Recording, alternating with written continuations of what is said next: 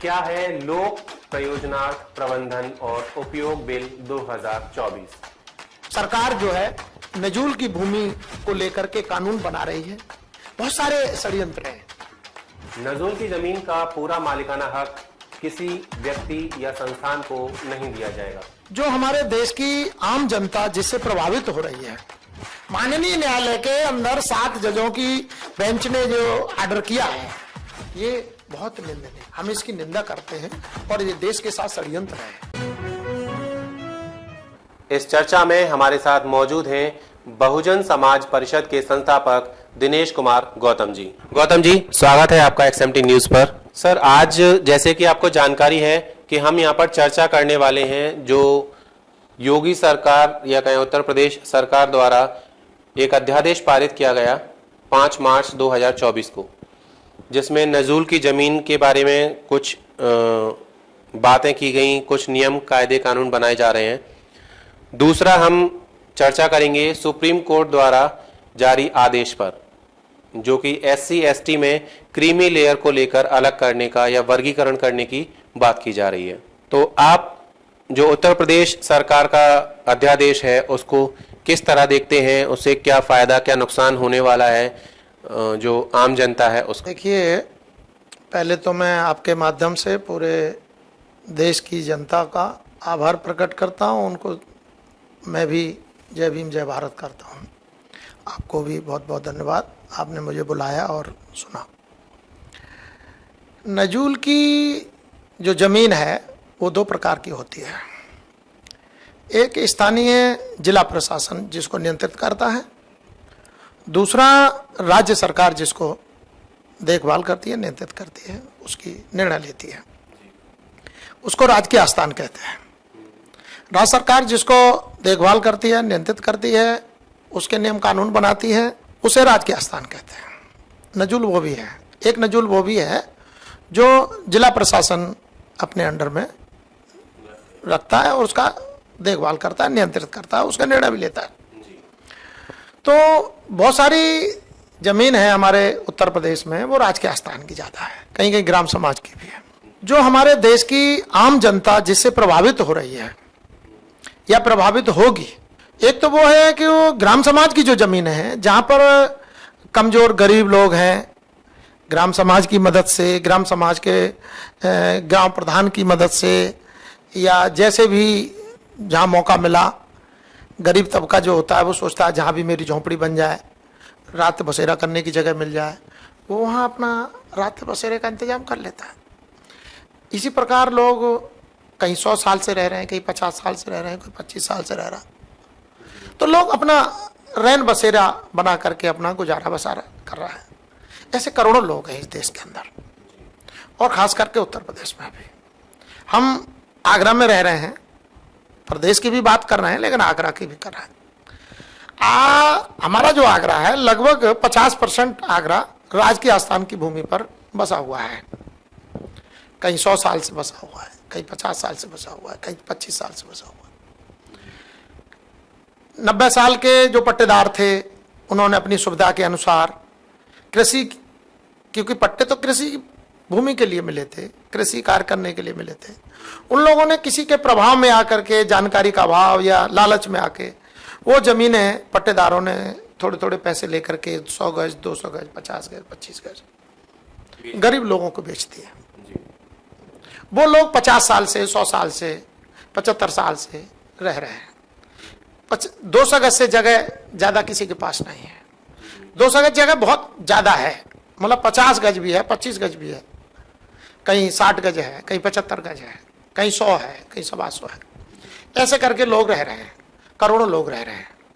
अगर सरकार की मंशा उनको उजाड़ने की है तो ये बहुत बड़ा अपराध करने का है काम, क्योंकि सरकार के अंदर जो लोग बैठे हैं वो नैतिक कम है, वो नैतिक नहीं है, वो जनता के ऊपर सीधे जुल्म करने वाले लोग हैं।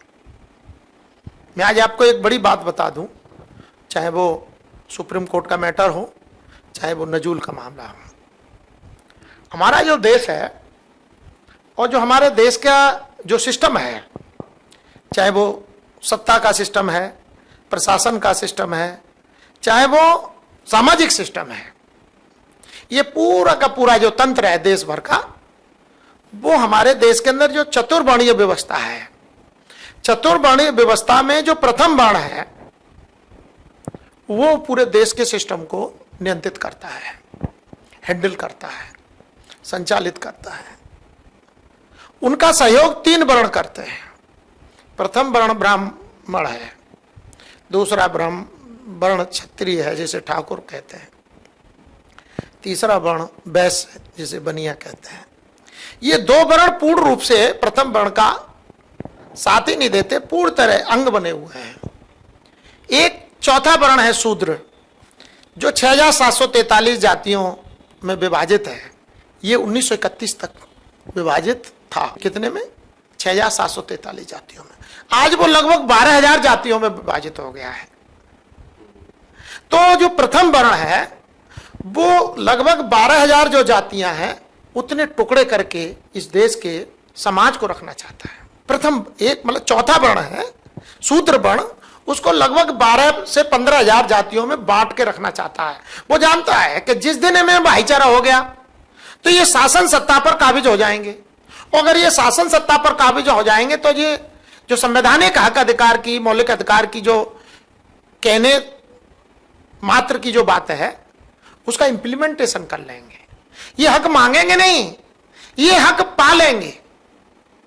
एक तो हक मांगा जाता है, देने वाले के ऊपर डिपेंड करता है वो देगा या नहीं देगा, लेकिन जहां हक पाने की क्षमता होती है वो पा लेंगे। तो ये जो लगभग 15,000 जातियों में जो विभाजित करने का जो षड्यंत्र है, और जो षड्यंत्र करने वाले लोग ही देश की और प्रदेश की सत्ता को नियंत्रित कर रहे हैं, संचालित कर रहे हैं। तो जो नजूल का मामला आया, जैसे कि आपकी चर्चा कर रहे हैं, मैंने आपको बताया नजूल 2 प्रकार का है, बल्कि 3 प्रकार का है। ग्राम समाज का नजूल है, शहरी क्षेत्र के अंदर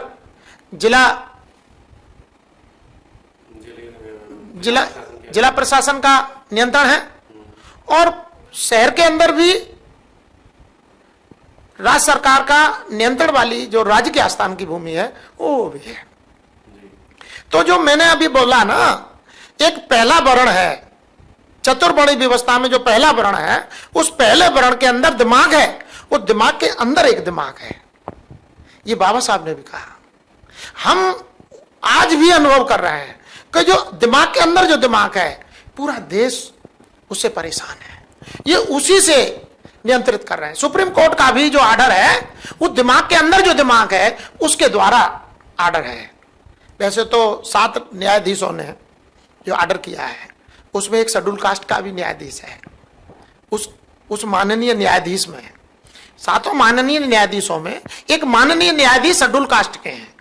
उनके अंदर एक लालच छुपा हुआ है कि अगर मैं इनकी भाषा बोलूंगा, इनकी तरह बोलूंगा और इनके उद्देश्यों को पूर्ति करने के लिए अपनी जिम्मेदारी इनसे भी बढ़ के निभाऊंगा, तो हो सकता है मैं भी CGI बन जाऊं, चीफ जस्टिस ऑफ इंडिया बन जाऊं। तो चीफ जस्टिस ऑफ इंडिया बनने का लालच जो है वो ये शेड्यूल कास्ट के जो जज हैं उनके अंदर छुपा हुआ है। जैसे कि हमने शुरुआत की थी, हम पहले चर्चा करने जा रहे हैं जो यूपी सरकार द्वारा अध्यादेश लाया गया है। मैं चाहता हूं हमारे दर्शक इस बात से लेके कंफ्यूज ना हो जाएं कि हम क्या बात कहने जा रहे हैं। तो सबसे पहले मैं ये जानना चाहूंगा आपसे कि जो यूपी सरकार द्वारा अध्यादेश लाया गया है उससे आम जनता पर, जो कि नजूल की संपत्ति पर, नजूल की जमीन पर सालों से रह रहे हैं, अपना घर बना के रह रहे हैं, उन पर क्या असर पड़ने वाला है, उस पर थोड़ा सा आप डिस्कस करें। पड़ने वाला है कि ये लोग उनको उजाड़ेंगे, इनके दिमाग में उजाड़ना है, ये कड़वा सच है। ये जो भी अध्यादेश लाए हैं फिर इसको कानून बनाएंगे। कानून तो ये बनाएंगे कि हम आम पब्लिक को डिस्टर्ब नहीं करेंगे, उनको छेड़ेंगे नहीं। ये लिखाएंगे कहीं भी नहीं कि जो 100 साल से, 20 साल से, 10 साल से, 75 साल से जो लोग जहां बसे हुए हैं उनको मान्यता प्रदान कर देंगे, उनकी जमीन का हकदार उन्हें बना देंगे, ऐसा कहीं भी नहीं लिखेंगे। ये लिख के दे दे, इस अध्यादेश में नहीं बल्कि इस कानून जो बनाने वाले हैं उसमें भी लिख दे और अध्यादेश में भी लिख दे, तो जनता को कोई प्रॉब्लम नहीं है। जो कृषि योग्य भूमि है उसको वो पट्टे के रूप में, चाहे वो 20 साल में दे के लिए दें, 15 साल के लिए दें, 50 साल के लिए दें, 99 साल के लिए दें, जो उनकी अपनी इच्छा है। सरकार अगर देती है, उनकी अपनी स्वतंत्रता है, उस पर देश की जनता को कोई प्रॉब्लम नहीं है, प्रदेश की जनता को कोई प्रॉब्लम नहीं है, हमको भी कोई प्रॉब्लम नहीं है। लेकिन अगर ये इनके दिमाग में उन जनता को उजाड़ना होगा तो फिर हम जनता के साथ लड़ेंगे इनसे। हम सत्ता कितनी भी ताकतवर सही, हम जानते हैं सत्ता से लड़ना आसान नहीं है, लेकिन जनता से भी बढ़ के सत्ता नहीं है। लेकिन सरकार के जो पक्षधर हैं उन्होंने ये कहा है कि इस कानून में ऐसा कुछ भी नहीं है कि लोगों को उनकी जमीन से बेघर किया जाएगा या उनसे लिया जाएगा, बल्कि उन्होंने ये कहा है कि जो सरकार की जमीन है वो सर्व जन के लिए इस्तेमाल होनी चाहिए। उनका कहना ये है। इसी सोच को लेकर के ये अध्यादेश लाया गया है। इस पर आप क्या कहेंगे? अगर वो पूरे प्रदेश की जनता के हित में, मानवीय कल्याण के लिए अगर उसका इस्तेमाल करते हैं तो हम स्वागत करेंगे। अगर उनके दिमाग में हिडन एजेंडा है कि वो हमारे प्रदेश की जनता को, खास करके कमजोर गरीब लोग हैं, उनको उजाड़ेंगे, तो उनका हिडन एजेंडा अच्छा नहीं है। ये प्रदेश के हित में नहीं है, जनता के हित में नहीं है, जनता को उजाड़ने वाला है। तो जनता के लिए एक तरीके से ये तो बहुत बड़ा षड्यंत्र है, साजिश है, और जनता के साथ एक अत्याचार होगा, ये मानवीय अत्याचार होगा। जो हिडन एजेंडा बता रहे हैं वो हिडन एजेंडा आम जनता क्या समझेगी, क्या है वो?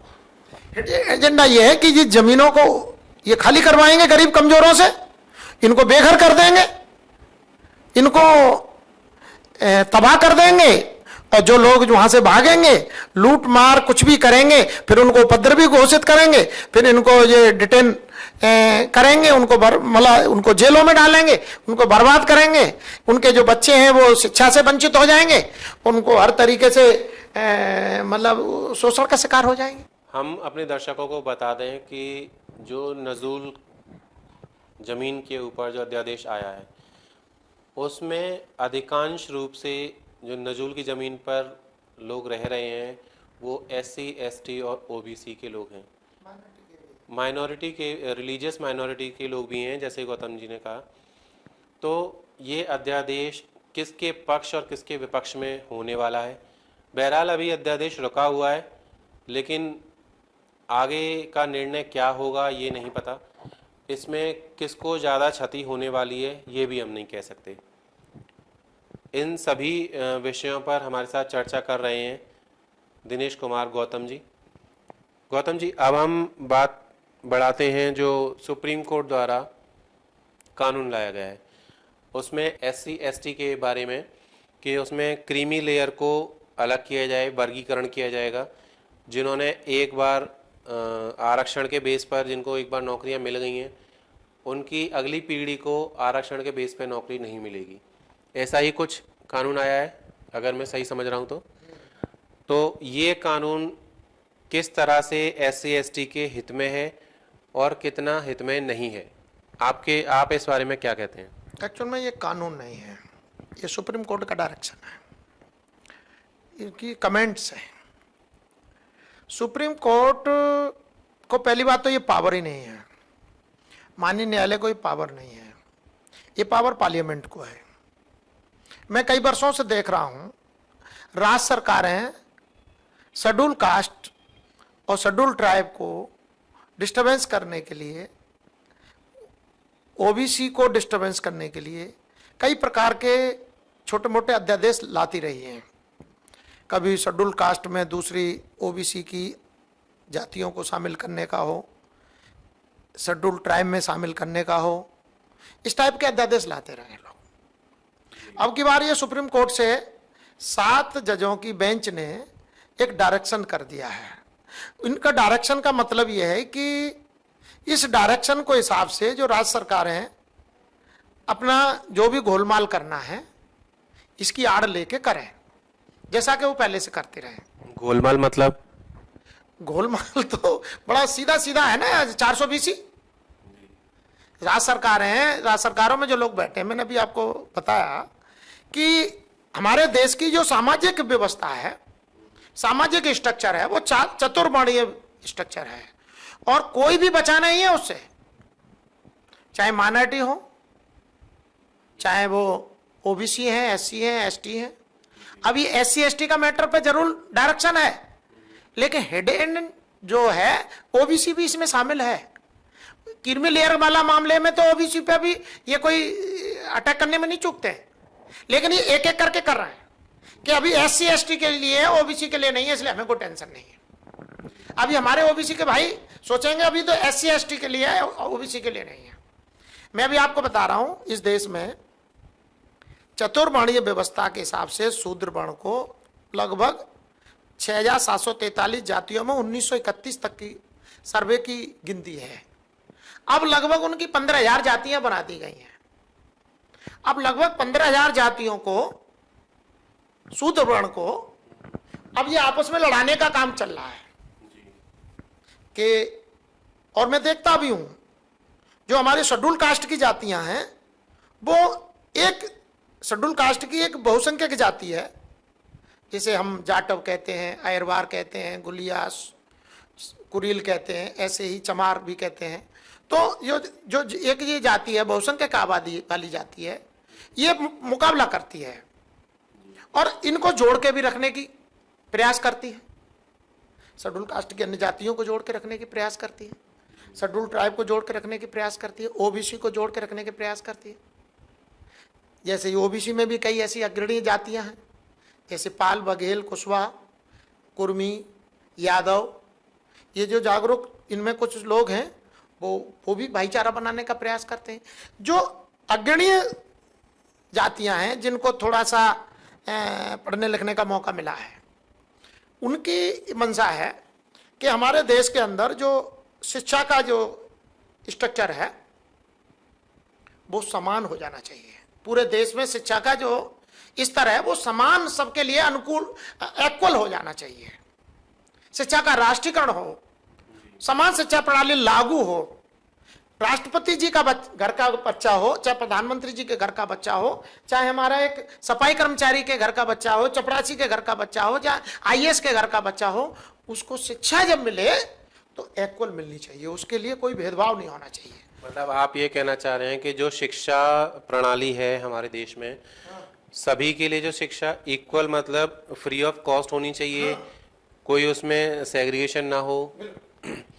क्योंकि जहाँ तक मैं समझ पा रहा हूँ आपकी बात से, अगर जो शिक्षा है वो सभी लेवल पे फ्री हो जाए तो शायद रिजर्वेशन की इतनी प्रॉब्लम ही नहीं होगी। कंपटीशन में लोग आएंगे अपने आप और अपना अपना स्थान पा लेंगे।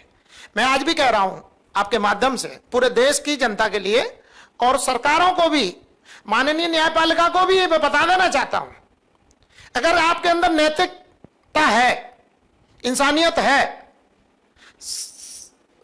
मानवीय जीवन के जितने भी लोग हैं इस देश दुनिया में, उनके लिए आप कुछ करना चाहते हैं, तो भारत में शिक्षा के राष्ट्रीयकरण के लिए, समान शिक्षा प्रणाली लागू करने के लिए काम करिए। माननीय सुप्रीम कोर्ट इस पर काम करे, माननीय न्यायालय इस पर डायरेक्शन करे, कमेटी बैठे, इस पर एक ऑर्डर पास करे, तो पार्लियामेंट में, विधानसभा में जो लोग बैठे हैं वो कुछ कर पाएंगे, उनको थोड़ा सा एक सीख मिलेगी। लेकिन माननीय न्यायालय में बैठे लोग भी जातिवाद पर उतरे हुए हैं, भेदभाव पर उतरे हुए हैं, चमचागिरी पर उतरे हुए हैं। ये तो बहुत गंदा खेल हो रहा है। ये सिर्फ शेड्यूल कास्ट और शेड्यूल ट्राइब को ही आपस में नहीं लड़ाना चाहते, ये ओबीसी को, शेड्यूल कास्ट को, शेड्यूल ट्राइब को और रिलीजियस माइनॉरिटी को, और इनकी जो लगभग 15,000 जो जातियां इन्होंने बनवा दी हैं, जो दिमाग के अंदर एक अलग दिमाग चलता है, उस दिमाग के षड्यंत्रकारी साजिश षड्यंत्र से ये पूरे देश को लड़ाना चाहते हैं, वो तबाह बर्बाद कर। ये सबसे मैं देखा जा रहा हूं, देख भी रहा हूं और मैं समझ भी रहा हूं, ये तो देशद्रोही लोग हैं। ये जो हमारे देश की जनता को आपस में लड़ाने का काम कर रहे हैं, ये देशद्रोही लोग हैं। हम लोग जनता में भाईचारा चाहते हैं।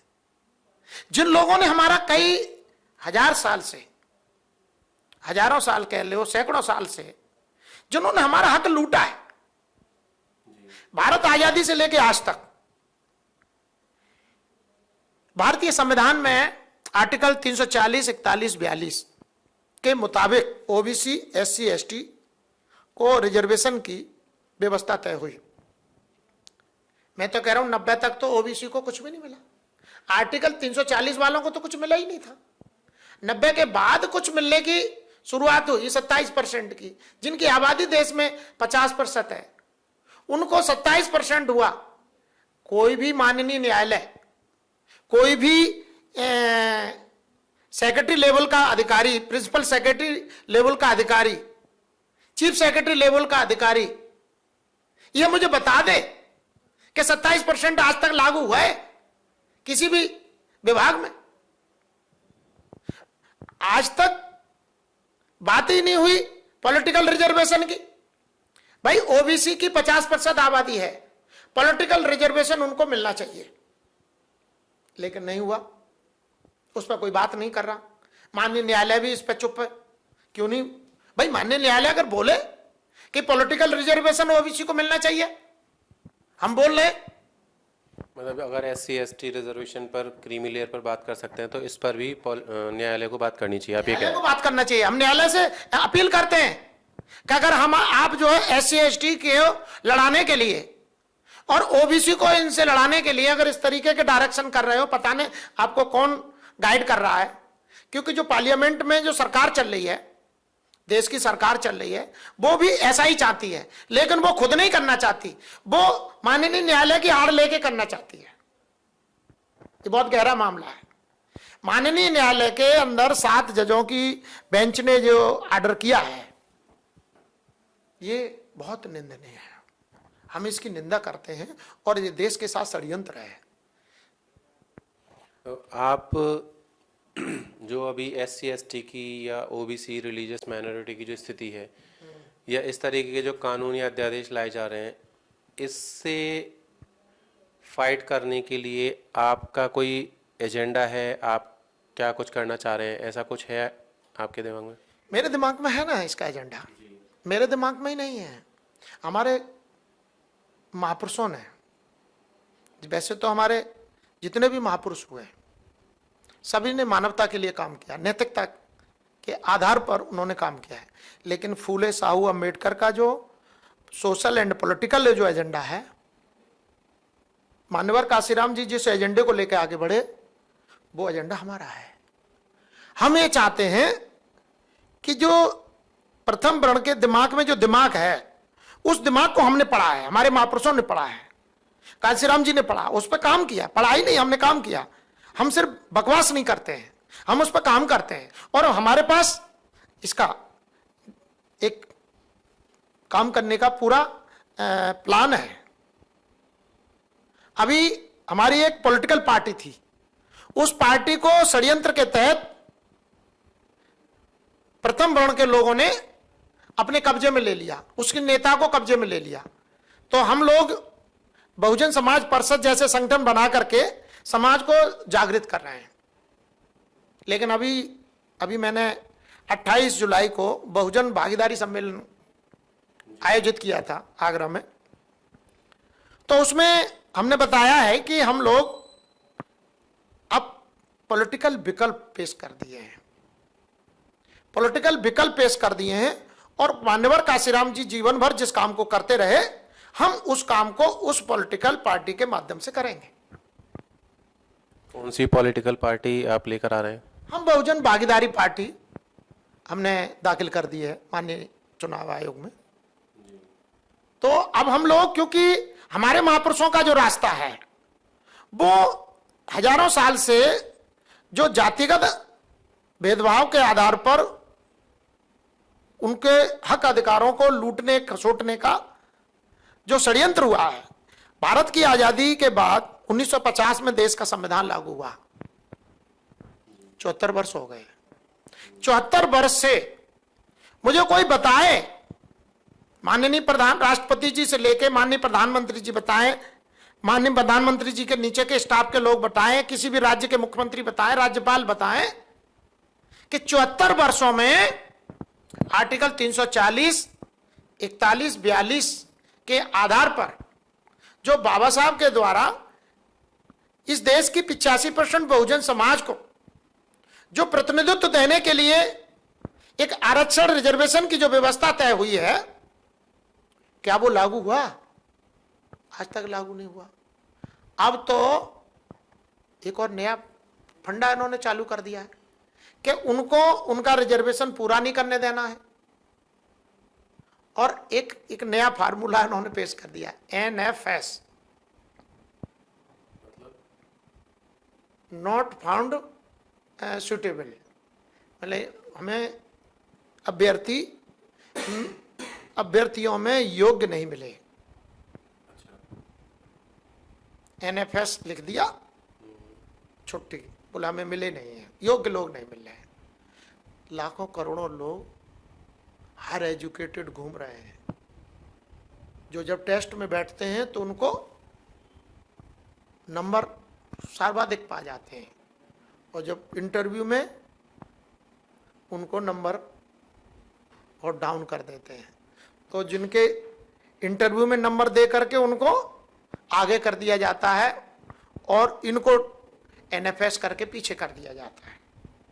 मैं यूनिवर्सिटी में देख रहा हूँ, प्रैक्टिकल के जो विषय हैं वहाँ हमारे लोगों के साथ भेदभाव होता है, और रिटर्न में वो हायर नंबर लेके आते हैं। हमारे साथ प्राइमरी से लेके हायर एजुकेशन तक शिक्षा के क्षेत्र में द्रोणाचार्यों के माध्यम से एकलव्यों के भविष्य को काटा जा रहा है। लोग कहते हैं एकलव्य नहीं है, द्रोणाचार्य नहीं है। मैं कह रहा हूं करोड़ों द्रोणाचार्य है, करोड़ों द्रोणाचार्य है, लाखों तो होंगे ही, और करोड़ों एकलव्य हैं। इस समस्या का समाधान कैसे किया जा सकता है? इसका समाधान यह है कि जिनको ये जातिगत आधार पर बांट रहे हैं, एक दूसरे को लूट खसूट, आपका हिस्सा मुझे दे दिया, मैं तो बड़ी खुश हूं, मोहित जी भाड़ में जाए, मुझे तो मेरा मिल रहा है। अरे भैया, तुम्हारा मिल नहीं रहा, तुमको सिर्फ लालच दिखाया जा रहा है। हमारे जो OBC और शेड्यूल कास्ट की जो अन्य जातियां हैं, उनको लालच दिखाया जा रहा है, हक उनके भी लूटे जा रहे हैं। मैं आपसे पूछना चाहता हूं, हाई स्कूल पास व्यक्ति IAS बन सकता है क्या? नहीं, अभी तक तो नहीं सुना मैंने ऐसा। IAS बनने के लिए उसकी योग्यता तो हमें हासिल करनी होगी ना, उस पैटर्न से निकलना पड़ेगा ना, कि IAS उठा के जैसे पकड़ा दे। कर क्या रहे हैं ये? जो लोग IAS के UPSC की परीक्षा में एडमिट भी नहीं हुए, फॉर्म भी अप्लाई नहीं किए, तमाम लोगों को इन्होंने IAS बना दिया। RSS के लोगों को RSS की क्लासों में नेकर पहन के जो सुबह सुबह 6 बजे से लेकर के घूमते हैं, उनमें से तमाम लोगों को IAS का डिप्टी सेक्रेटरी पद दे दिया दिल्ली में, केंद्र सरकार में। अब वो लोग वहां बैठ करके कानून बनाएंगे। अब जिनको जो नेकर पहन करके सुबह क्लास में जाते हैं RSS की में, और वहां वो सेक्रेटरी डिप्टी सेक्रेटरी है। तो बहुत बड़ा षड्यंत्र जो है देश की जनता के साथ चल रहा है। उसके लिए हमारे पास एक ही फार्मूला है।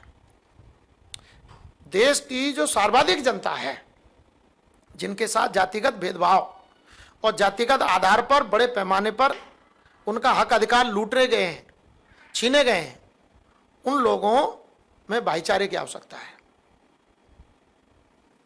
उनमें भाईचारा बने, और भाईचारा बन करके वो लोग भाईचारे के आधार पर आपस में सामाजिक और राजनीतिक अपना दायरा, अपने क्षेत्र को तय करें और उस पर काम करें, और इस देश की सत्ता हासिल करें। इस देश की सत्ता जब तक इस देश के भारत के भारतीय नागरिकों को, मूल भारतीय नागरिकों को जब तक नहीं मिलेगी, तब तक इस देश के मूल भारतीय नागरिकों के साथ इस तरीके का भेदभाव होता रहेगा, छल कपट होता रहेगा। ये माननीय न्यायालय का जो आर्डर है, ये छल कपट करके इनके हक अधिकारों से वंचित करके इनको आपस में लड़ाने का है। फूट डालो, राज ही नहीं करो, फूट डालो, राज भी करो, और लूटपाट करके दूसरे का माल हजम करो। ये है। एक तो मैंने आपको बताया, NFS करके आप हैं, आप प्रोफेसर बन सकते हैं, IAS बन सकते हैं, PCS बन सकते हैं, बड़े अधिकारी बन सकते हैं, लेकिन आपको जो सिलेक्शन कमेटी है उसके दिमाग में तो वो जात बैठी है ना आपकी जो जाति है, आप वाल्मीकि समाज से हैं, जाटव समाज से हैं, धोबी समाज से हैं, नाई समाज से हैं, कुशवा हैं, बघेल हैं, शेड्यूल ट्राइब की जाति से हैं, वो तो उन्होंने कागज में पढ़ ली ना। अब तो हाई स्कूल पास करने वाले प्रत्येक छात्र की जाति उसकी उसमें अंक तालिका में लिख दी जाती है। अब आप कहाँ जाएंगे? मैंने देखा कि जो हमारे ऐसे भी होनहार जो है यंग मैन थे, शिक्षित मतलब जो है बेरोजगार थे, जो अपनी काबिलियत के आधार पर जनरल कोटे से अधिकारी बन जाते थे, अप्लाई करते थे, वो अपने जाति प्रमाण पर लगाते ही नहीं थे। भाई हम जो योग्य हैं, हमें क्या जरूरत है, आरक्षण का लाभ कोई कमजोर व्यक्ति हमारा दूसरा भाई ले लेगा। तो हम जनरल कोटे से जाते थे और वो जनरल कोटे से जाकर के हमारी जात का पता नहीं पड़ता था। अब आप मोहित कुमार हैं या मोहित सिंह हैं, मैं दिनेश कुमार हूं या दिनेश गौतम हूं, तो मेरी जाति का जब तक कोई मैं बताऊंगा नहीं, मुझसे कोई पूछेगा नहीं, तब तो पता ही नहीं पड़ता। अब वहां जाति का कैसे पता करें? वो तो जनरल कोटे से आया है, पूछना अटपटा लगेगा। तो अब हाई स्कूल की अंक तालिका में ही जाति लिख दी जाएगी, अब पूछने की जरूरत नहीं है। मतलब एक तरफ रिजर्वेशन की हम बात करते हैं, रिजर्वेशन का विरोध कर रहे हैं, और दूसरी तरफ हम जात हमारे माथे पर दूसरी तरफ हम जातियों को प्रमोट कर रहे हैं, हम जगह जगह पर जातियां लिख रहे हैं, बता रहे हैं। तो इसका एक नेगेटिव या नकारात्मक प्रभाव पड़ रहा है हमारे समाज पर। मैंने बोला ना कि कुछ लोग जातिगत द्वेष भावना वाले लोग हैं, जातियां बनाने वाले और जातियां हमारे माथे पर ठोकने वाले और जातिगत आधार पर हमारे साथ शोषण करने वाले, अत्याचार करने वाले जो लोग हैं, उनके अंदर बड़ा पता नहीं कहां से इतना ज्ञान आ गया है। वो हमारे लोगों का हर स्तर पर शोषण, अत्याचार, हक मारी तो कर ही रहे हैं। अब वो हम लोगों को आपस में लड़ा करके, झगड़ा करके, हमारा हक लूट करके हमें अब अभी बेघर करने वाला भी इंतजाम हो रहा है, राज्य सरकार कर रही है, केंद्र सरकार कर देगी। तो हमारा जो इंसानी जीवन है उसे डिस्टर्ब करने में ये सारे लोग लगे हैं। लेकिन इसका सबसे बड़ा मामला ये है कि वो हमारे लिए मुद्दे पैदा करते हैं, ये बड़ी बात है। वो मुद्दे पैदा करते हैं, जैसे एक मुद्दा पैदा हो गया, कौन सा? माननीय न्यायालय ने एक आर्डर पास कर दिया, उस पर पूरे देश में चर्चा हो रही है जी। उसका वो बाचिंग कर रहे हैं। एक ये नजूल वाला मामला आ गया, इस पर भी चर्चा हो रही है, प्रदेश में भी हो रही है, देश में भी हो रही है, और वो मुद्दा पैदा कर दिए। कांसीराम साहब कहते थे कि वो मुद्दा पैदा करना उनकी आदत है, हम उन मुद्दों को प्रमुखता न दें, हम अपने काम को प्रमुखता दें।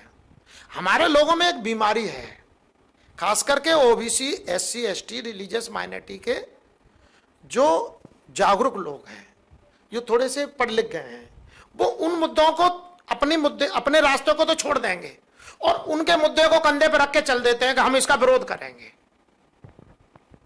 हमें विरोध तो उनका करना है, प्रमुखता नहीं देनी है, हमें अपने कार्य को प्रमुखता देनी है। जैसे कि मुझे मोहित जी के पास जाना है और रास्ते में कोई रोड पर मेरे को असुविधा हुई, उस असुविधा से बच करके, उसे साइड करके, मैं ये मोहित जी का पास जाने का जो टारगेट है, मेरा पहुंचने का जो टारगेट है, उसे मैं ध्यान में मुझे पहले रखना चाहिए।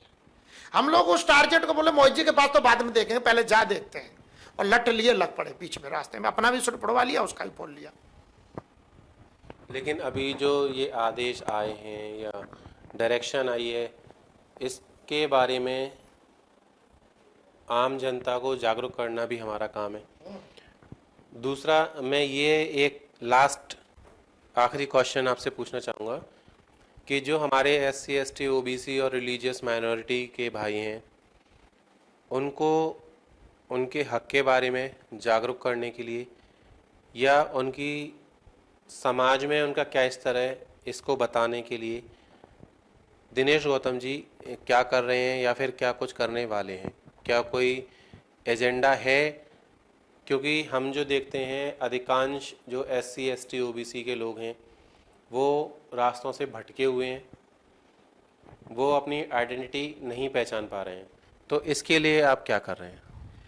मैं अपनी टीम को इसके लिए तैयार कर रहा हूं, अपने साथियों से बात कर रहा हूं। अभी भी मैंने जो कार्यक्रम हुआ उसमें लोगों से, जो रिटायर्ड पर्सन है, जो पढ़े लिखे लोग हैं, इंटेलेक्चुअल हैं, उनसे कहा है कि आप लोग घरों से निकलो, पब्लिक के बीच में जाओ, क्योंकि हमारे जो आबादियां हैं, जो थोक आबादियां हैं, जो मलिन बस्तियां हैं, उनके निकट बड़े बड़े शराब खाने खोल दिए गए।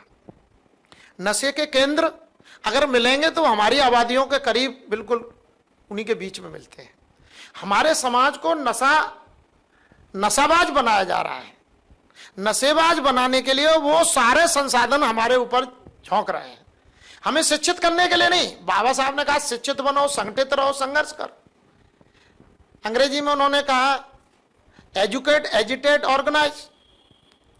सरकार का ध्यान उधर नहीं है, उनका तो सरकार का तो है ही नहीं है। सरकार में बैठे लोगों के तो दिमाग में कुछ गंदगी भरी पड़ी है, लेकिन हमारे जो पढ़े लिखे लोग हैं उनके दिमाग में भी पागलपन समा रहे। क्या हम लोगों को तैयार कर रहे हैं कि भाई बाबा साहब ने कहा एजुकेट, एजिटेट, ऑर्गेनाइज।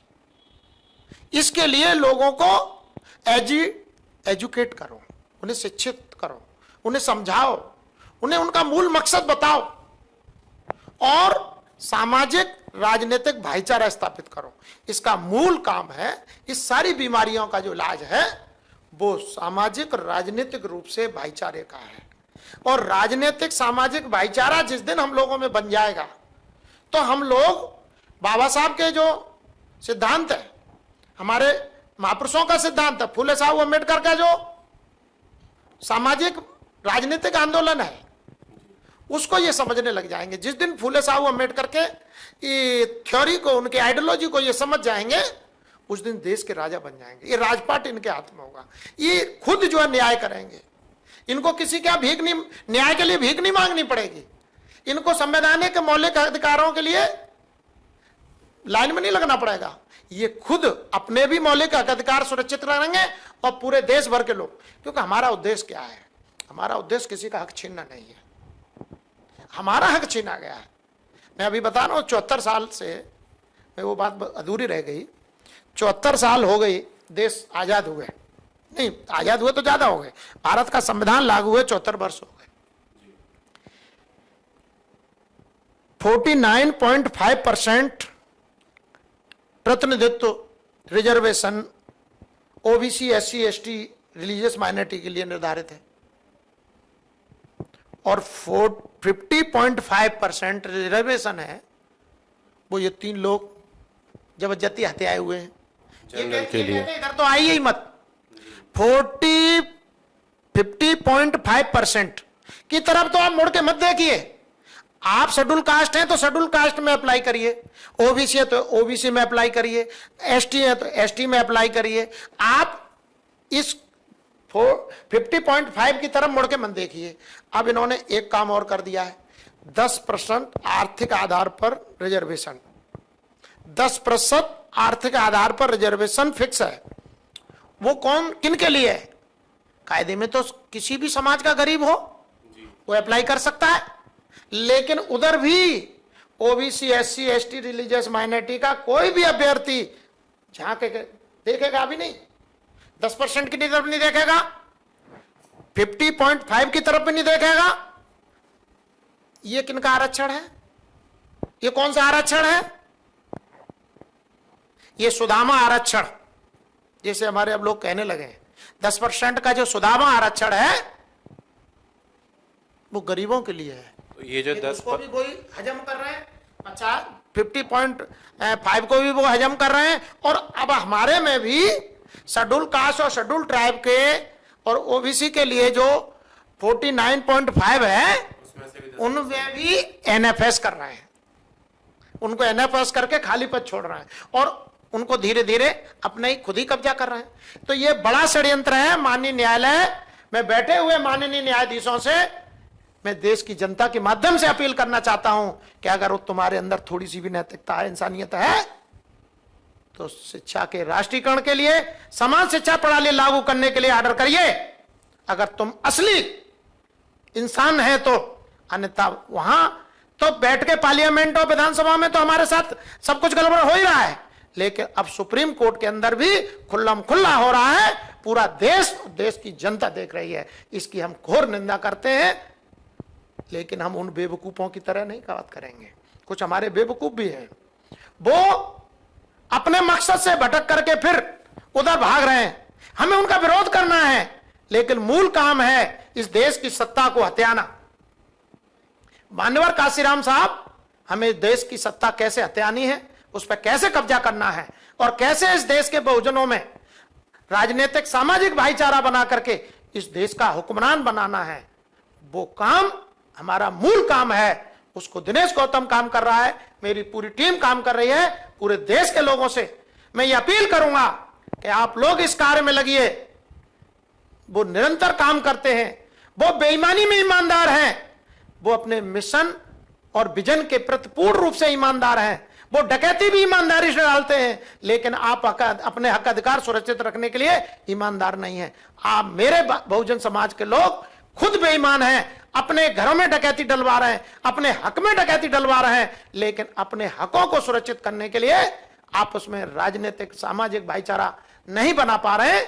इसलिए यही गड़बड़ हो रही है। इसलिए वो लोग अपने मकसद में कामयाब हैं और हम अपने मकसद में कामयाब नहीं हो पा रहे हैं। जो मेरे बहुजन समाज के लोग हैं, OBC, SC, ST, religious minority के बहुजन समाज के लोग हैं, जिनको हम लोग 85% बहुजन समाज की संज्ञा देते हैं, उनकी गिनती 6743 जातियों में करते हैं।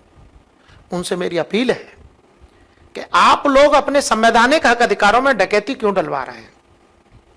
वो तो डाका डालने वाले लोग ईमानदारी से काम कर रहे हैं, वो हमारे हकों में डाका डाल रहे हैं और पूरी ईमानदारी के साथ कर रहे हैं। उनका विजन और मिशन क्लियर है कि उन्हें हमारे हकों में डाका डालना है। लेकिन मेरे बहुजन समाज के लोग, जिनकी जिम्मेदारी है अपने मौलिक हक अधिकारों की रक्षा करने के लिए, उनको सुरक्षित संरक्षित करने के लिए, आपस में राजनीतिक सामाजिक भाईचारा बना करके अपने संवैधानिक हक अधिकारों को सुरक्षित करने के लिए इस देश का हुक्मरान बनने की, इस देश के शासन सत्ता पर अपना कब्जा करने की, उस कार्य के प्रति हम बेईमान हैं। हमारे लोग बेईमान हैं। हमारा दुश्मन हमें मुद्दा देता है, हम उस मुद्दे को कंधे पर रख के चल देते हैं, लेकिन अपने लक्ष्य को भूल जाते हैं। हम अपने लक्ष्य को ध्यान में रखें, उस पर केंद्रित रहें, अपने लक्ष्य को प्राथमिकता दें, उसको प्रमुखता दें, उनके मुद्दे को प्रमुखता न दें। क्योंकि कांशीराम साहब कहते थे कि वो मुद्दा देने का काम करते हैं, हम उनके मुद्दों को साइड करके अपने लक्ष्य की तरफ आगे बढ़ते हैं। हमें उनके मुद्दों पर ध्यान नहीं देना है, हम उनमें टंगड़ी मारनी है, उनके मुद्दे को लातों से लतियाना है, उसको अपनी लात से जमीन में गाड़ करते हुए आगे बढ़ना है और देश की शासन सत्ता को खुद अपने हाथों में लेना होगा। इसके अलावा कोई रास्ता नहीं है। अभी तो सुप्रीम कोर्ट के लोग हमें सिर्फ डरा रहे हैं, अपने आदेश पढ़ा रहे हैं। अभी हमारे खिलाफ सरकार जो है नजूल की भूमि को लेकर के कानून बना रही है। बहुत सारे षड्यंत्र हैं। बाबा साहब ने कहा है कि हमारे देश के अंदर चतुर्वर्णीय व्यवस्था है, उस चतुर्वर्णीय व्यवस्था में एक प्रथम वर्ण है, उसके दिमाग में एक अलग से दिमाग है, उस दिमाग से वो हमारे ऊपर षड्यंत्र करता है और हमारे लोगों का शोषण करता है और हमारे हक अधिकारों को लूट रहा है, हमारी धन संपत्ति को लूट रहा है, हमें मान सम्मान के साथ जीने भी नहीं दे रहा है, हमें शिक्षा भी ग्रहण नहीं करने दे रहा है, हमें अपने हक अधिकारों को पाने भी नहीं दे रहा है। हर मार्ग में वो हमारे साथ रोड़ा बना हुआ है। तो हम अपने दुश्मन की चाल को समझे और अपने महापुरुषों के सहारे को समझे। और मैं आज आदरणीय मोहित जी, आपके XMT न्यूज का आपका हार्दिक अभिनंदन करता हूं, स्वागत करता हूं, आभार प्रकट करता हूं कि आपने मुझे भी बुलाकर के देश के सामने अपनी बात कहने का मौका दिया। आपका बहुत बहुत धन्यवाद। इन्हीं शब्दों के साथ जय भीम, जय भारत, जय बहुजन समाज। ये थे हमारे साथ बहुजन समाज परिषद के संस्थापक दिनेश कुमार गौतम जी, जो हमारे साथ चर्चा कर रहे थे नज़ुल की ज़मीन पर लाए गए अध्यादेश और सुप्रीम कोर्ट द्वारा दी गई डायरेक्शन जो SC/ST में क्रीमी लेयर के वर्गीकरण को लेकर है। ऐसी ही चर्चाओं के लिए आप हमारे साथ जुड़े रहिए XMT न्यूज़ के साथ। तब तक के लिए नमस्कार।